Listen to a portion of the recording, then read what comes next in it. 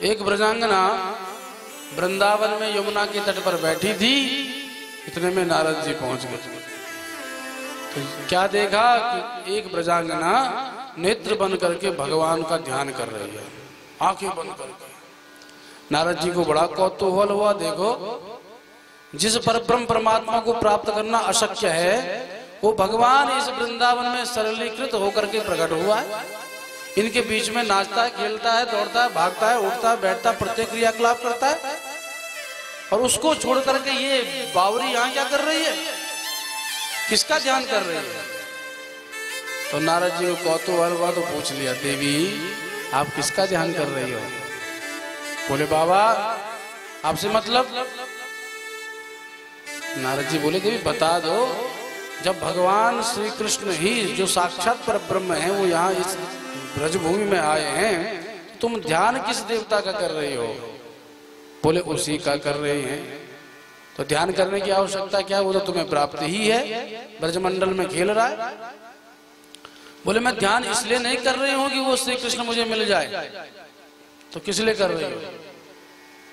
मैं इसलिए ध्यान कर रही हूं कि श्री कृष्ण मेरी नाक में दम कर दिया। नाक में दम कर दिया? क्या कर दिया? प्रत्येक क्षण प्रत्येक स्थिति में मुझे वो साक्षात दिखाई देता है। अर्थात आज की बात देख लो बाबा, मैं तो मारी गई इस कृष्ण के चक्कर में। सुबह सुबह उठी थी, सासू ने कहा अरे बहू जाके जरा गोदोहन करके आ। मैं बर्तन लेकर के पहुंच गई, गाय दुहने लगी। इतने में सामने श्री कृष्ण आ गया। वो कन्हैया चला आया। जैसे मैं दूध गाड़ने लगी तो उसने कहा अरे भाभी सब दूध निकालेगी कि मुझे भी पिवाएगी?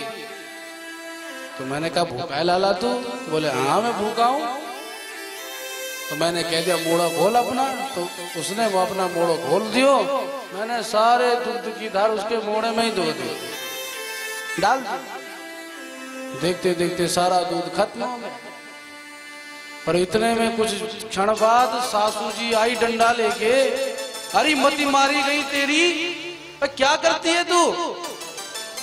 जब डांटा तो मुझे होश आया, सारा दूध भूमंडल पर गिरा था, वहां कोई कृष्ण कन्हैया नहीं था। सासू जी ने ऐसी ऐसी गालियां सुनाई बाबा क्या बताऊं। वो बस मेरी भावना का ही कृष्ण था। मुझे लगा कृष्ण है पर कृष्ण नहीं था। अरे बाबा और क्या सुनाओ। सासू जी ने बोला तू कोई काम तो ठीक से करती नहीं, चल यमुना जल लेकर के आ। तो मैं यमुना तट पर अपनी मटकी लेकर के आई जल भरने को। और जैसे जल भर के अपने घर को लौटने लगी, इतने में फिर कृष्ण आ गया। बोला भाभी उठा नहीं पा रही? बोले नहीं। तो मैं उठा दूं और तेरे सर पे रख दूं? बोले हाँ हाँ ये तो बहुत अच्छी बात है।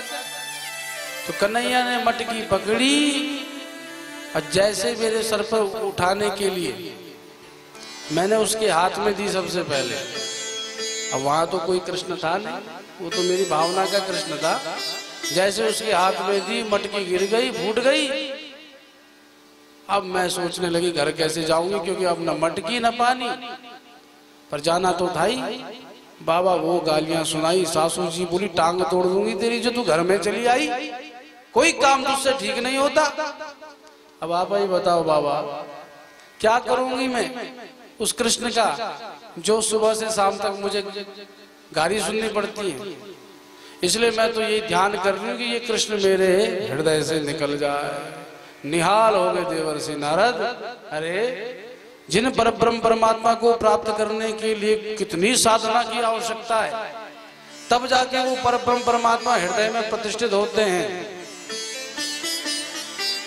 और उसी कृष्ण को ये निकालना चाहती है। इसके प्रत्येक क्रियाकलाप में श्री कृष्ण प्रकट हो जाता है। नारद जी निहाल हो गए। इसीलिए नारद जी की आचार्या भी ब्रजांगनाएं हैं, भजा है भक्ति की ब्रजांगनाएं। इसीलिए तो उद्धव जैसा महापंडित भी महाराज आया और अपने ज्ञान के दिव्य भंडार को गुदड़िया बना के भाग गया। नहीं जीत सके। ऐसी ब्रजांगना है। बोलो भक्तवत्सल भगवान की।